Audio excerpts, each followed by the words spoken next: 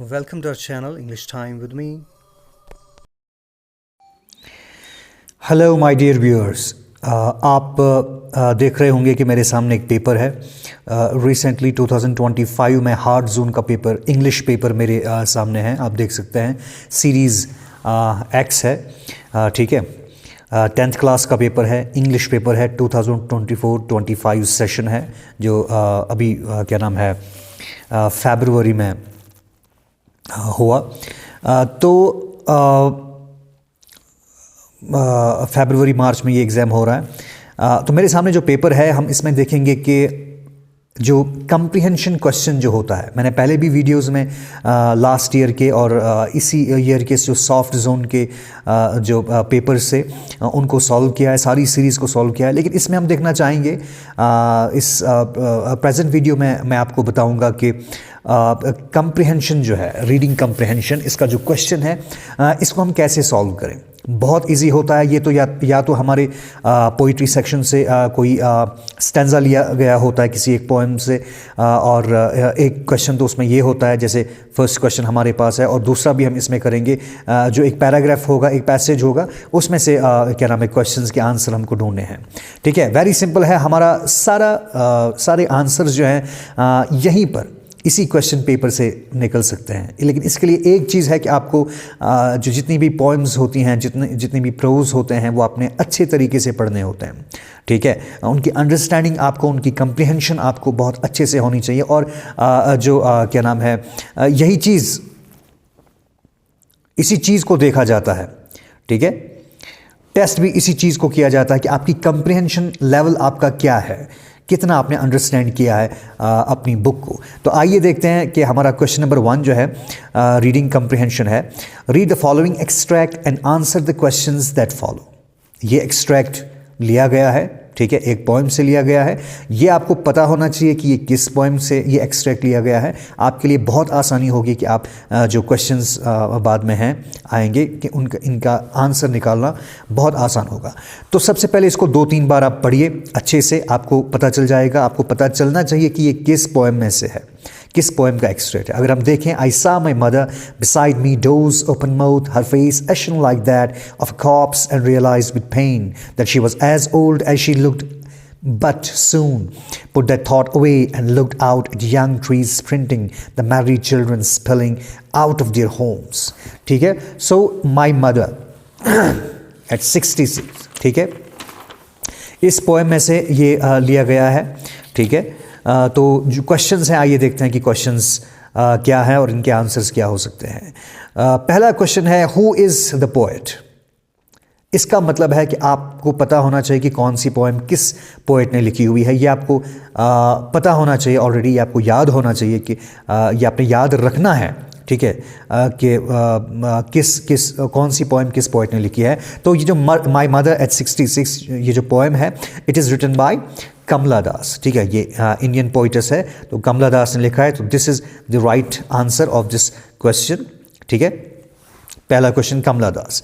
ठीक है, second question है, she soon put that thought out of her mind and, she soon put that thought out of her mind and क्या किया।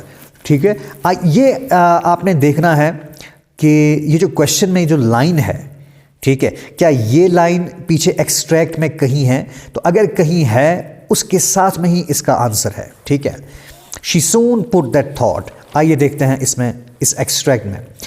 तो इस extract में हम देखते हैं कि ये वाली लाइन कहाँ पर है। ठीक है, she soon put that thought away, यहाँ पर पुट दैट थॉट अवे, थोड़ा सा वर्ड डिफरेंस है, आप देख सकते हैं। वर्ड्स को थोड़ा सा चेंज किया है और यही लाइन लिखी है, she soon put that thought out of her mind. उसने कुछ सोच जो है क्या नाम है अपने जहन से बाहर निकाली। ये ऐसा कुछ है यहाँ पर, देखिए यहाँ पर, but soon put that thought away. ठीक है, ये लाइन यहाँ पर है, and looked out at young trees sprinting, the married children spilling out of their Holmes.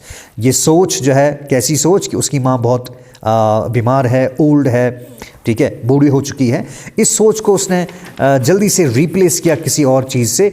यही तो यहाँ पर क्वेश्चन है कि she soon put that thought out of her mind and उसके बाद क्या किया? Smiled, laughed, cried bitterly, looked out of the window. ठीक है, इनमें से कौन सी चीज़ हो सकती है?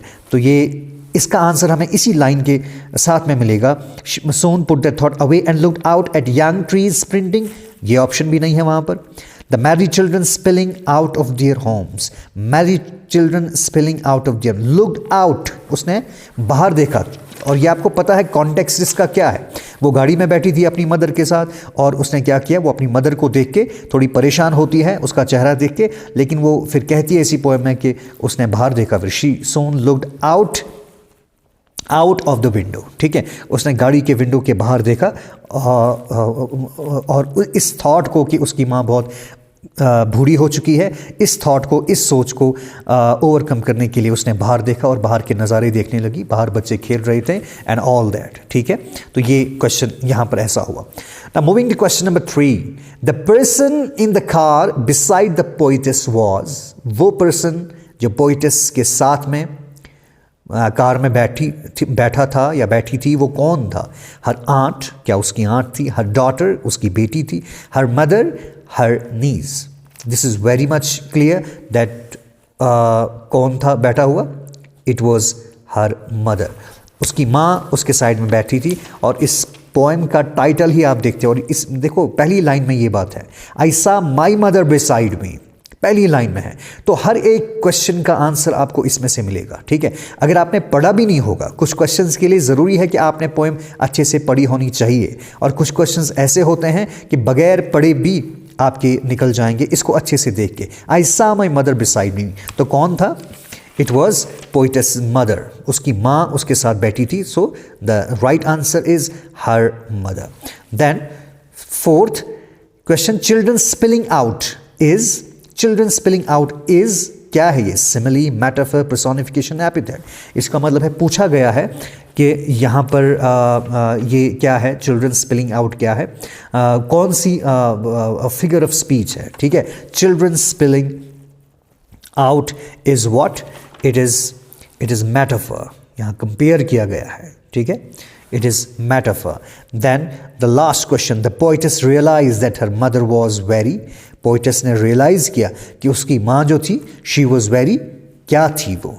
ठीक है, पोइटेस रियलाइज्ड दैट, आइए ऐसे वर्ड्स देखेंगे, की वर्ड्स कोई है, doze open mouth, her face ashen like that of a corpse and realised with pain, यहाँ पर ये वर्ड मिला आपको क्वेश्चन का। She realised with pain that she was as old as she looked, so she was as old as she looked. हमारे पास यहाँ young, energetic, old, ill, so it is old, आपने पीछे देखा।